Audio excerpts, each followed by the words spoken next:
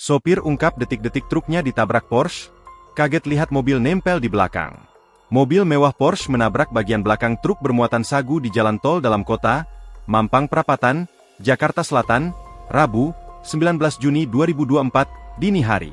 Pengemudi Porsche yang diketahui berinisial TP tewas dalam peristiwa tersebut. Sopir truk bernama Alam mengatakan, mulanya ia melaju dari arah Semanggi menuju Kuningan.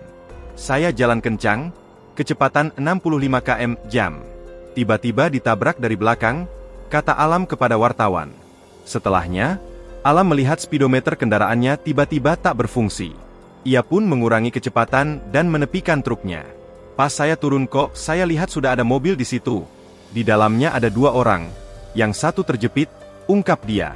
Sementara itu, akun Instagram Tempolda Metro Jaya juga mengunggah informasi terkait kecelakaan ini.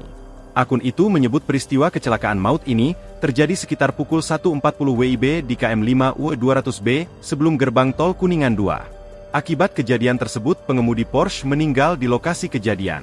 Sementara itu, 1 orang penumpangnya, J, selamat. Namun mengalami syok berat, ditulis akun Tempolda Metro Jaya. Download Tribun X sekarang.